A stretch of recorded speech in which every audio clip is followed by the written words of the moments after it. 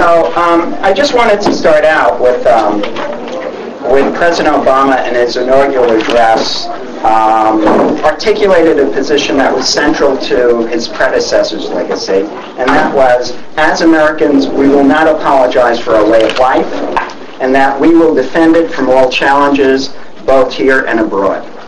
And while one might read too much into this, it is not a stretch to assume that the President of the United States was referring to consumption and its ugly twin, the capitalist marketplace. Yeah.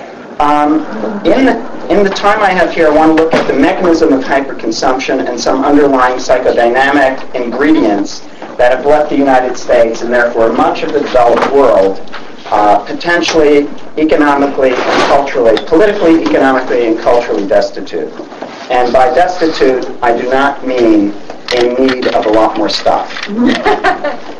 Consumer confidence index is something that we're talking about a lot nowadays, and I wanted to address that. While the Washington G20 tinker with ways to salvage a system from the consequences of its pecuniary excesses, many await a new startup that will be announced by a significant upturn in the consumer confidence index. We've heard a lot about this measure in the news as of late, but actually, what is it? The Consumer Confidence Index, or CCI, is a calculation of consumer optimism that is measured on how consumers spend and save. The more people are willing to spend, the healthier the economy, and the more optimistic we will all be about our economic futures, or so it said. Devised in 1967, 3 years after Herbert Marcuse wrote One-Dimensional Man, the CCI was established as an organization calling themselves the Conference Board. The Conference Board is a global association of business executives that convenes management conferences and conducts research. The main offices of the Conference Board are here on 3rd Avenue in Manhattan, but they also have offices in Brussels and Hong Kong. The president of the Conference Board is Gail Foster, and Foster also serves on the boards of Caterpillar Incorporated, Baxter Pharmaceuticals, and Unisys. Baxter is a company that in 2008 caused 19 deaths with distributing contaminated heparin they had manufactured in China. And this year, 2009, distributed a flu vaccine contaminated by a deadly avian virus that resulted in the deaths of 280 people. Unisys is a firm known most recently for paying over $640,000 to Jack Abramoff, who engaged in illegal lobbying efforts on their behalf, and was charged by the Bush Justice Department with violations of the Homeland Security Act by transmitting classified information to the Chinese government. But I digress. The CCI assumes that economic growth, and therefore its health, is based on greater spending and higher consumption. This is thought to be connected to job creation and loss.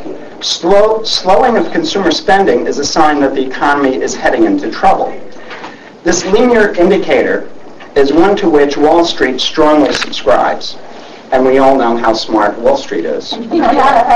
This said, it does not calculate debt assumption that might offset the inherent value of these numbers, nor does it recognize overconsumption as a problem. In a sense, it measures a virtual consumption based on increased personal and business indebtedness, which is what helped lead the way into recession. It is an Alice in Wonderland measure of rationality. When government looks at the debt crisis, they tend to see the solution in greater debt and greater consumption. This is what alcoholics call the hair of the dog. One other drink will ward off the big hangover. So while some there call it Keynesianism, others might call it Disney-esque. I find myself in that camp. Consumption and its the fear of emptiness.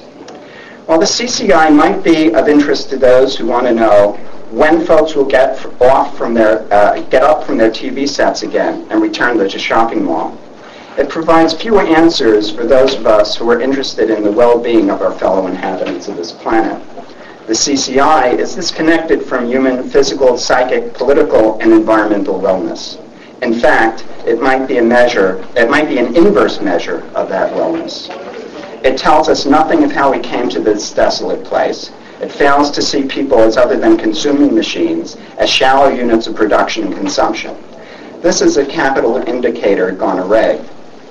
Much of my work often begins, and then here I start my little homage to psychoanalysis. Much of my work usually begins with Freud's Civilization Discontents. I consider this essay to be one of great insight and synthesis. But my exception to it has always been Freud's reluctance to critique the true generator of discontent in the modern age. And this is quite simply market capitalism. Without a hovering sense of emptiness and longing, capitalism would fail tomorrow, CCI or not. Not to take away from his often brilliant ventures into the unconscious, I find his unwillingness to give a prominent place to a critique of consumer capitalism, a phenomenon, in fact, that began to find full flower in the age of Freud, troubling at best. Fortunately, the Frankfurt School, particularly Marcuse, would help rescue Freud from his short-sightedness. From the late 19th century into the early 20th century, sociologists have written extensively of the decline of community. Marx, Durkheim, Weber, Zimmel have all made reference to the emerging consumer culture and what they perceive to be a mark of ever-increasing shallowness in interpersonal relations. Modern writers such as Flaubert have also noted the same. Products promoted by mass media became instruments of both connection and disconnection, isolation and symbolic communion. Marcuse and Bourdieu recognized that what these products meant. For Marcuse particularly, they meant a type of one-dimensionality predicated on what he called repressive sublimation. In simplistic terms, this is the pleasure gained from stuff that shackles us to the hollow existence of buying and getting. This is something Max Weber recognized as early as 1905.